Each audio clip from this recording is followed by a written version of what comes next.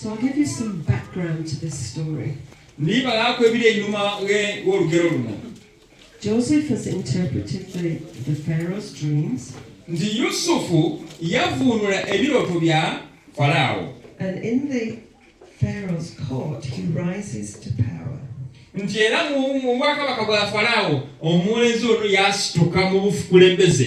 And Pharaoh tells all his servants, listen to what Joseph says.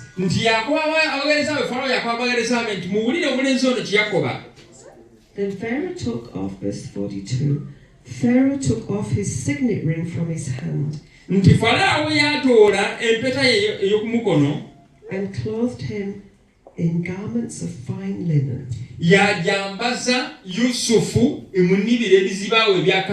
Put a gold chain around his neck.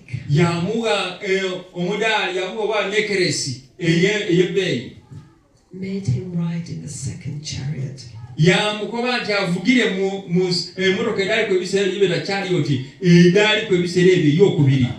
And they called out before him, bow the knee. And he set him over all the land of Egypt. Amen. Listen to this one, verse 34.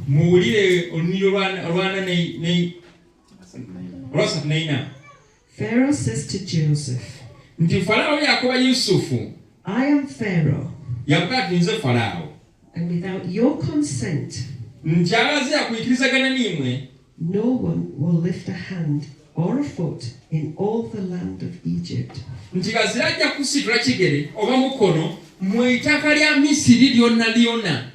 So Pharaoh is saying, I'm Pharaoh, you're not having my place.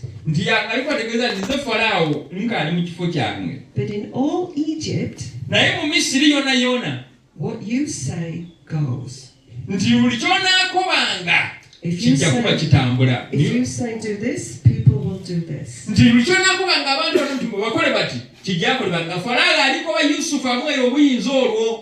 And that was the power of a signet ring. Esther. Turn to Esther. Chapter 8. Esther, Esther chapter 8. Esther obeseza esura ya 8. So the whole story of Esther had taken place. Nti olugero lwa Esther abalweseza mwana mwalusomako abali musomako lwali maze okubaawo. And Haman has been hanged on the gallows. Ngaera kama ni bamaze okumutala igulu ku kitindiro. And the king took the signet ring. Era kabaka akaswero yatoola empeta ye from Haman and gave it to Mordecai. Yagitola ku Kamani yagiwa Mordecai. And Esther set Mordecai over the house of Haman. Era oyo Esther yaga Mordecai okubanga n'alabirira enumba ya Kaswero. Even though Haman had been killed, there was still a problem for the Jews. Because Haman had made a decree. And he sealed it with the king's ring. A decree sealed with the king's ring could not be changed.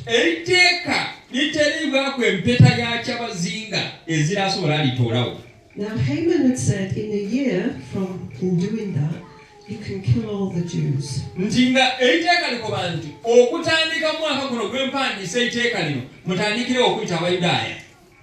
So Mordecai tells Esther to go in to talk to the king.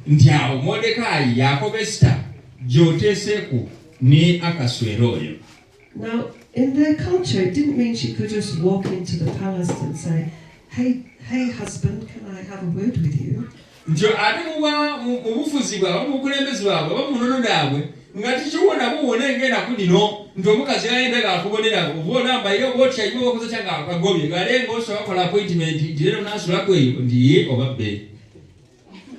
She had to be summoned if he wanted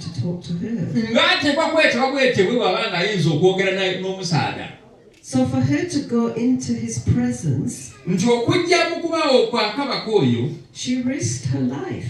yalaayo obulamu bwe kwegaayo kyoleta okumira ensanafu Unless he put forth his scepter towards her. nti ng'alina okutaayo omwiga omuluganda gwe betaddamula okulaga nti aikiriza odde.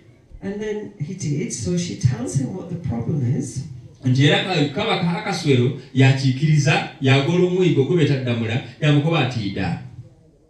And the king says to her, nti oyo kabaka Akaswero yamukoba. verse 8, onyolo 8 you may write as you please with regard to the Jews, nti osobola okuwandiika nga bw'oyenda ekigemagana n'Abayudaaya in the name of the king, era mu liina lya kyabazinga oba kabaka, and seal it with the king's ring. era weena oteekwa empeta ey'obwa kyabazinga obwa Kaswero. For an edict written in the name of the king era buli kiwandiikibwa mu liina lya kabaka and sealed with the king's ring cannot be era broken. nga kiteereddwako empeta y'obwa kabaka eziraasobola kukitoolawo. So they wrote another edict, kati bayiramu bawandiika ekiwandiiko ekindidukira Kamaliya yawandiise nga kimaze okuyita mu b'amasaza bonabona. Kati bayiramu bawandiika ekintu ekindi nga kyekikali kuteekebwa mu nkola. Abawandiika ekindi okuminawo kino bakitambuza mu b'amasaza bonabona. which said that the Jews could defend themselves. Ekikoba nti Abayudaaya bateekwa okwerwanako. Do you know? Mukiridi, Do you realize? mukirowoozaako Every word that comes out of your mouth directs your path. nti buli kigambo ekiva mu munwa gwo kikuwa entambula y'okujja mu maiso go. Every word. Buli kigambo. Bw'okuba otiniza kalifaamu ki era tukwagana ngereza ky'oviiremu oli oti. Some of the words you wish you had not spoken